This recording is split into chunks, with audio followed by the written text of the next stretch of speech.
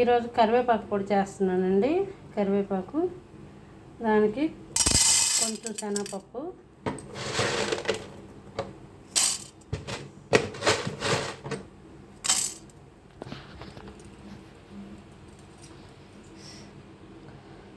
కొంచెం శనగపప్పుని లో ఫ్లేమ్లో వేపుకోవాలి.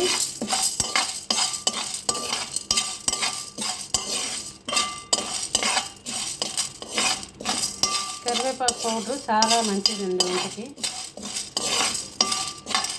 కరివేపాకు జుట్టుకు కూడా మంచిది.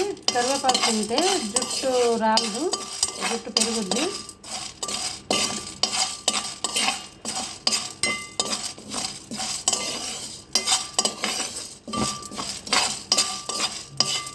మనం అన్నం తినే ముందు ఒక 2 ముద్దలకి కరివేపాకు పొడి తింటే మంచిది. దీన్ని నెయ్యితో కానీ, నువ్వుల నూనె అయినా, ఇంకా పల్లీలు ఆయిల్ ఉంటుంది కదండి, అదైనా బాగుంటుంది. ఈ పొడికి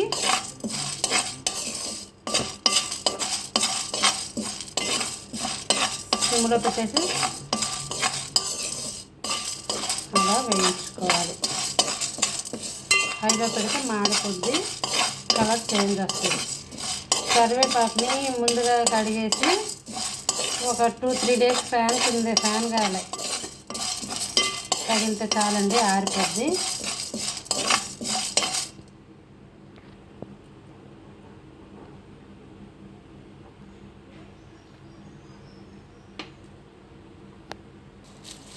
చూడండి, ఇలా ఆరాలి, ఇలా సౌండ్ రావాలి.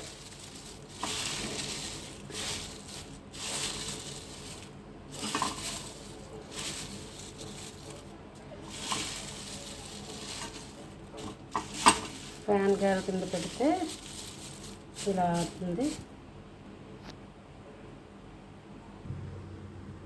శనగపప్పు వేయించి పప్పును పెట్టుకున్నా. ఇప్పుడు ధనియాలు అండ్ జీలకర్ర,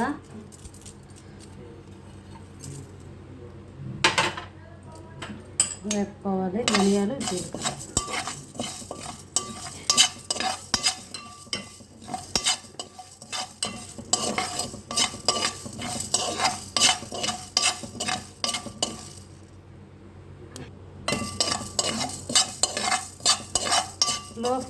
లో ఫ్లేమ్లో వేయించుకోండి.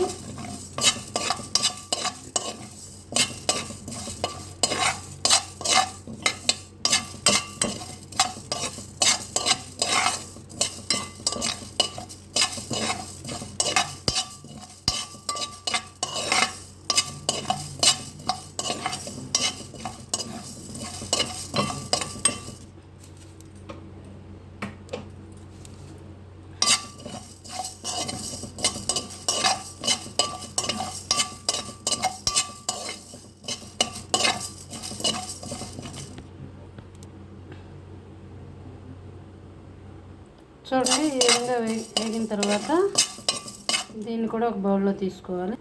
అదే ప్యాన్లో కల్లుప్పు, కొంచెం రుచికి సరిపడా, స్పైసీ మనకి ఎక్కువ కావాలంటే ఎక్కువ మిరపకాయలు వేసుకోవాలి, ఎండుమిర్చి,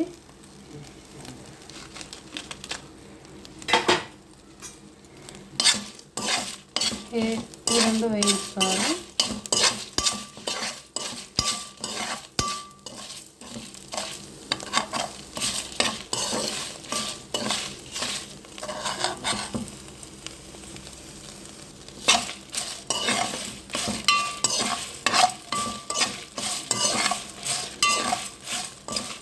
నిన్న మీకు కందిపొడి పెట్టానండి వీడియో, చూడండి. ఈరోజు కరివేపాకు పొడి బయట దొరుకుతుంది కొనుక్కుంటే, కానీ సింపుల్గా మనమే ఇంట్లో చేసుకోవచ్చండి. ఈ విధంగా మనం చేసుకొని తింటే మనకి హెల్తీగా ఉంటుంది. బయట కొన్నవి కంటే మనం ఇంట్లో చేసుకొని తింటే మనకి మంచిది.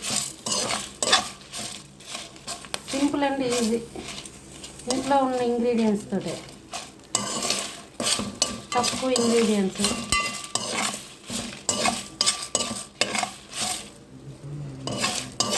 చూడండి ఈ విధంగా వేపుకున్న తర్వాత కాస్త ఇంగువ వేసుకోవాలి. ఇంగువ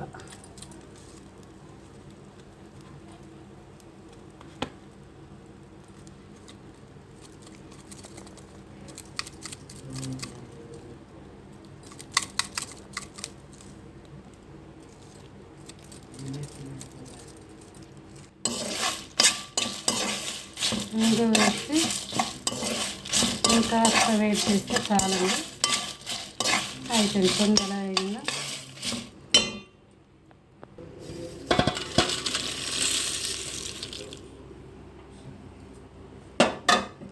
నీట్గా క్లీన్ చేసి కడిగి ఒక 2 days 3 days ఫ్యాన్ కింద ఆరబెట్టుకోవాలండి. ఆరబెట్టుకున్న కరివేపాకుని కొంచెం వేడి చేసుకోవాలి లైట్గా.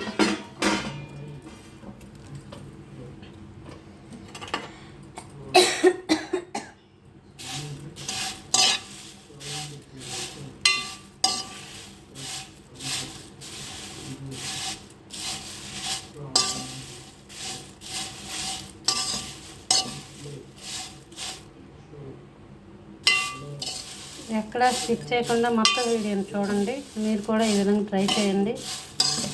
కరివేపాకు పొడి అంటే చాలా మంచిది ఒంటికి.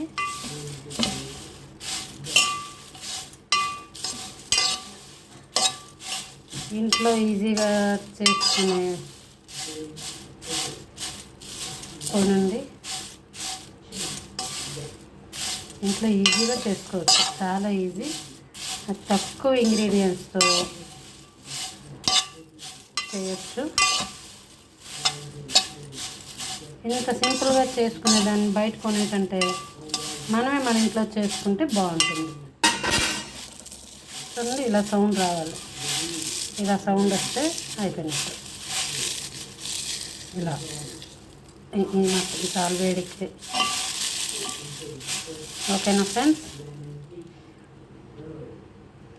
ఇలా వేయించుకోవాలి. చూడండి కరివేపాకు పొడికి ఏ ఇంగ్రీడియంట్స్ కావాలో చూపిస్తే కరివేపాకు, వేయించుకున్న కరివేపాకు, వేయించుకున్న శనగపప్పు, ధనియాలు వేపుకున్నానండి. చూపించాను కదా వేయించడం. ఇది ఎండుమిర్చి, కల్లుప్పు అండ్ ఇంగువ.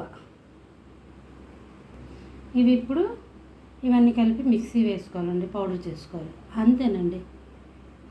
కరివేపాకు పౌడర్. కరివేపాకు ఫస్ట్ మిక్సీ వేసుకుంటున్నాను, పౌడర్ చేస్తున్నాను. చూడండి అది కాస్త ఈ విధంగా నలిగిన తర్వాత మిర్చి, సాల్ట్, జీలకర్ర, ధనియాలు అండ్ శనగపప్పు.